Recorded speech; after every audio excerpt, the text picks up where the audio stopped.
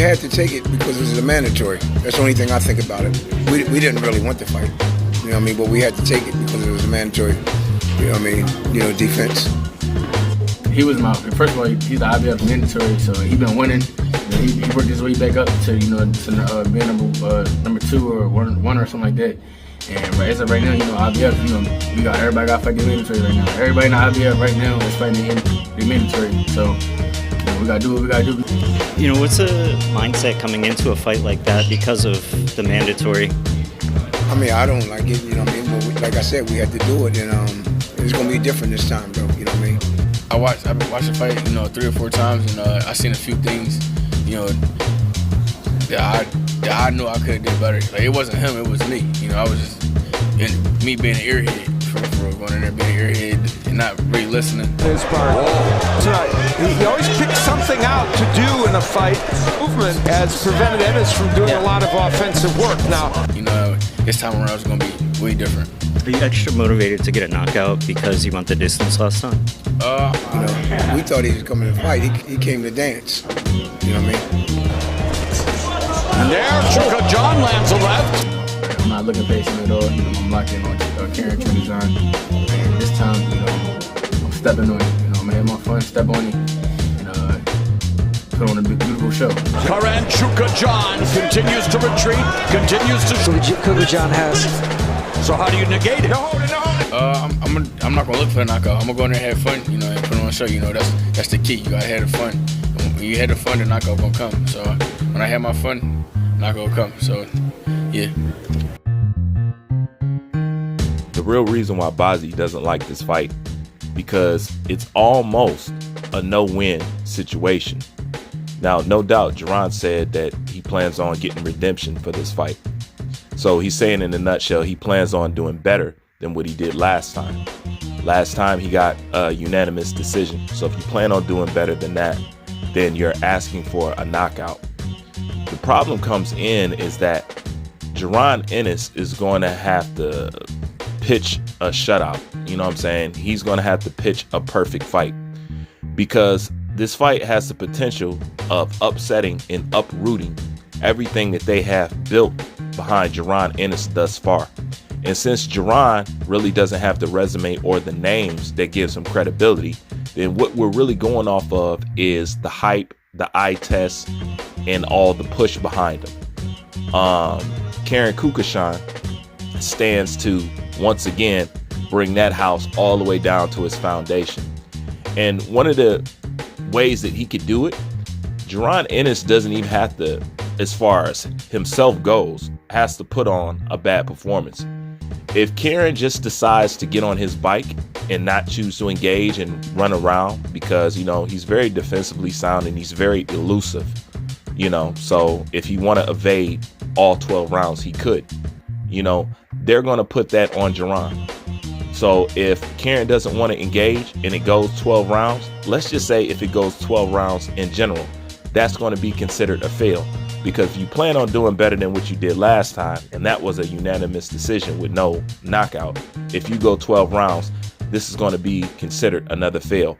So the pressure is actually on for JARON Ennis to get a knockout. He needs to get a knockout to get any type of credit from this fight whatsoever, because people are looking at JARON as Karen as somebody that he should have knocked out. That's where the redemption part comes into play. He knows what, at the level that they have placed him, he should have knocked out somebody like Karen. And, you know, rightfully so. It's not like he was a shabby fighter. You know, it's not like he got in there just to lay down. But nonetheless, when you hype somebody up that much, the expectation is big. And as far as the first fight goes, he knows he failed expectation. Now, being that you have to go into this fight and basically fight a perfect fight to get some credit for it, because let's face it, this is not the opponent that anybody should be really building their resume or reputation off of.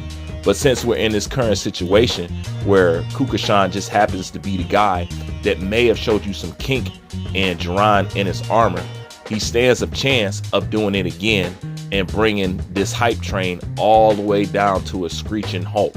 because like I said, it's not backed up by any work. You know, JARON is 30-something fights in, nothing significant. And the closest that we can get to having something edgy or as exciting is a fight with Karen Kukashan. You know, that's not very good. So him going in there, putting on a stellar performance, it's not just a if, and, or maybe. It's a mandatory. And that's what Bazzi is looking at, because if he get in there and if he struggles with him in any kind of way, if he has problems with him in any kind of way, if it doesn't look like he's controlling and dominating that fight in any kind of way with any kind of round, given the situation and given how far deep he is in his career with no significant names, this is going to tear a hole through the brand that they're trying to build with JARON Boots Ennis. And basically it'll put them back to square one. Okay, so by beating him, and by beating him with the knockout, I would say if he could do this in 3 or 4 rounds, that would be perfect. If he can't, it starts to go downhill from there. And one thing's for sure, he can't have another 12-round fight with Karen. You know, and if he does, then there's nothing to redeem yourself from. There's no redemption there. But at the same time, if you go in there and you're looking for a knockout, just like he was looking for a knockout actually in the first fight, the same thing can happen again. That's why I said it was a bad situation. This is why I said they should have went ahead and just paid that money, because if he was going to struggle with somebody, we needed him to struggle with a new face and not the same guy. We need him to struggle with somebody with a title, somebody that has something, because to struggle with a guy that's really not significant, you know, nowhere in boxing, and you're supposed to be the next great, you know, the guy that could rival Terrence Crawford, the guy who could beat Errol Spence, basically the next star, the next superstar of boxing, you're going to need to vanquish this guy in under 5 rounds. You know what I'm saying? For anybody to raise an eyebrow and really get some credit. And then, you know, that'll set you back on the right path. Then they can continue what they're doing. They can continue biting on Terrence Crawford's name and having it feed into fill and build the brand of JARON Boots Ennis. You can keep on doing it like that. Like, you can keep moving the way you're moving. But if you can't step up in there, and if you can't deliver a performance, which they say that you have and that we have been seeing, and you're this and you're that, if you can't live up to any of that in any kind of way, this is going to shoot his stock straight back down to the bottom. You know, because it's already nowhere really to begin with. Once again, it's just built off of hype. It's not built off no empirical proof. It's not built up off no resume. It's not built up off of beating anybody. And the closest we got to find him fighting somebody that is interesting is Karen, and that's not saying much. So that's even more of a reason he has to step in there and put on a dominating performance. Now, if he puts on a dominating performance, his name will ring around boxing. You know, they can, once again, they can continue to build him up and ship him and move him right along. But this fight right here stands in the middle of everything that they're trying to build and goals that they're trying to get to with JARON Boots Ennis. So he has to step in there and he has to put on a stellar performance. He has to get a knockout. He has to look good. He has to look dominant, because anything less than that, 1 iota less than that, all the credit, all the accolades comes straight off the table, because they might have accepted it the first time, but they're definitely not going to tolerate it the second time. And that's why it's funny, because to have this amount of pressure for a fight, you would hope it would have been against a more credible opponent than just somebody like this.